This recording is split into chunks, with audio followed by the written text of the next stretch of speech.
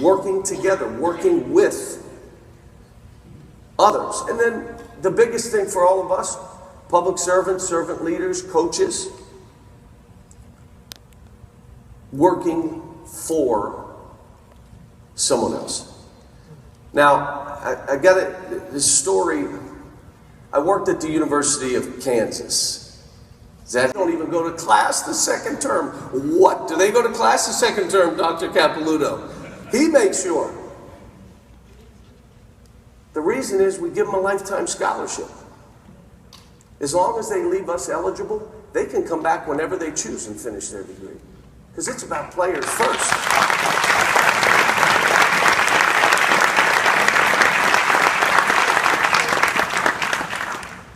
The trust builds belief that is blind faith. Like, why would Carl Towns accept playing 21 minutes and average 11 points? Well, blind faith. Trust. Why would Devin Booker, who they're saying is the best rookie other than Carl, those two? A mention of reaching out, I think, to Nick Saban and talking to him and trying to turn your team around at the time or to better your team. Can you talk a little bit about that and what you and Nick talked about, or what you learned from that? One, I have just so much respect for what he does. Do you remember when their kicker missed a field goal?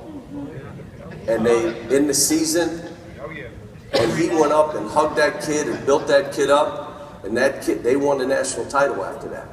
And I called him after and said, what you did right there won you the national title. They lost that game, but that's what he was. I asked him after they had won the national title, we had won the national title, I said, what did you do to your team? He said, well, it's a little different than football. In football, I get a lot of guys coming back. But I have to remind them that a bunch of guys left, and this is a different team. And so he talked about ways that he got me to think of what I should do now. It really helped because the next year we went to the NIT. But, so I haven't met and asked him for opinions lately, but he gave me, he's unbelievable in what he does and his approach and his single-mindedness. And I that type of a synergy to our law enforcement and minority communities to help heal our nation?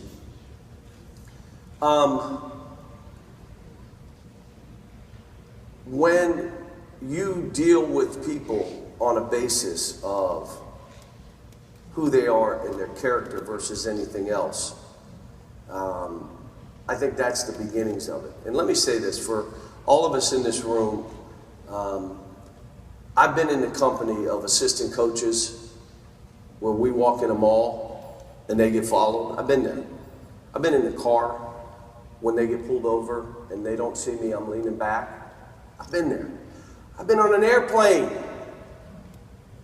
My assistant's beside me, they ask him for his ticket because we're in first class. And I say, why are you asking him for his ticket? You didn't ask me for my ticket. Well, we just want to make, you want to look at my ticket? I've been there. So we have issues. Most of it becomes issues of dealing with people because of what they look like. Can I give you one? Kid has his pants down, has his hat on, white or black, and you're walking down and he starts crossing the road and he comes, I think you dropped your wallet, sir. Oh, I'm sorry. We got a ways to go on some of this stuff. I'm fortunate, I'm telling you. How about where I grew up? The good Lord knew what I was going to be doing later in life. For my grandparents to be 1 foot from the Harley family. It was. And for me to be in the profession I'm in, to be able to see what can happen, right now I feel for officers. Every officer I see, I look at them and I say, be safe. You be safe. What they do is, what job? But it's all of us coming together.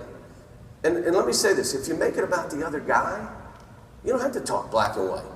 You don't have to. I think most of our issues are financial issues.